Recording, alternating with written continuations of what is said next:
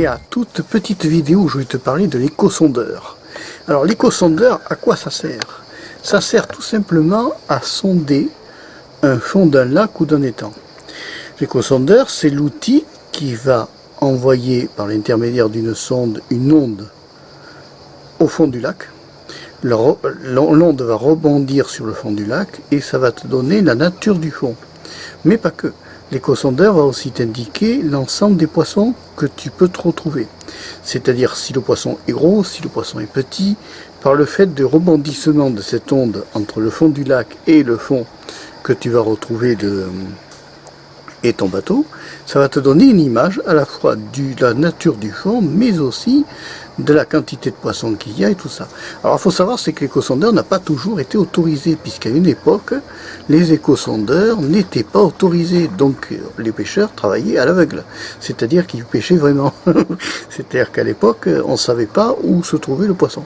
Maintenant, avec l'outil l'échosondeur, c'est pratique et utile, parce que cela permet d'aller chercher donc le poisson, les postes à poissons, on voit les regroupements de poissons, les petits, les gros. Alors ça va pas te dire la race du poisson, c'est pas possible. Pour la bonne raison que le poisson, ce n'est qu'un rebondissement d'ondes. Donc ça va te donner juste une nature en te disant que ce poisson-là, vu sa densité, représenterait un petit poisson. D'autres ondes vont te dire que ce poisson-là représente un gros poisson. Ça va juste te donner ça, ça va pas te dire ni le nom, ni la race, ni l'espèce. C'est à toi à savoir et à le déterminer.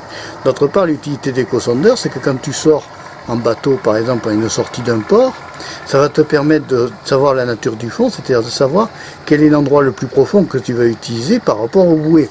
Une bouée est placée à un point A et à un point B, mais il faut savoir s'axer par rapport à cet axe-là de la bouée pour sortir, pour se retrouver à un endroit où tu auras plus de fond. Donc c'est important aussi d'utiliser les échosondeurs en navigation classique du bateau, parce que l'échosondeur va te donner justement la nature du fond, mais aussi la forme du fond, c'est-à-dire est-ce qu'il y a des plats, est-ce qu'il y a des creux, est-ce qu'il y a des bosses, est-ce qu'il y a des dunes enfouies sous l'eau.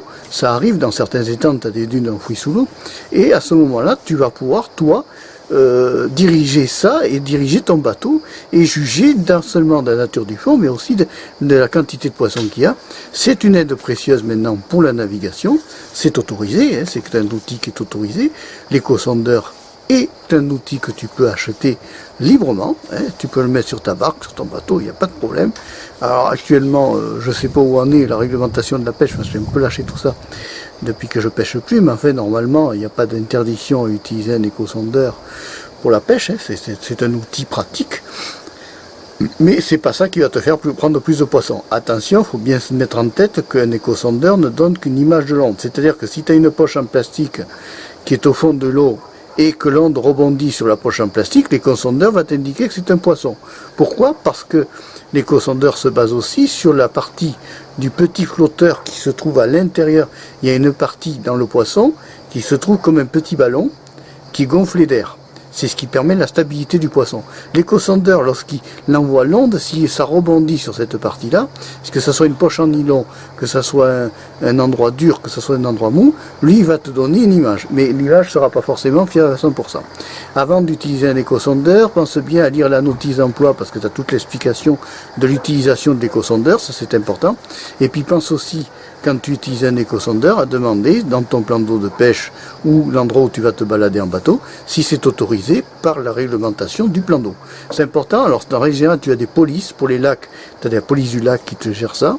C'est une police spécialisée qui se base sur les réglementations maritimes et fluviales.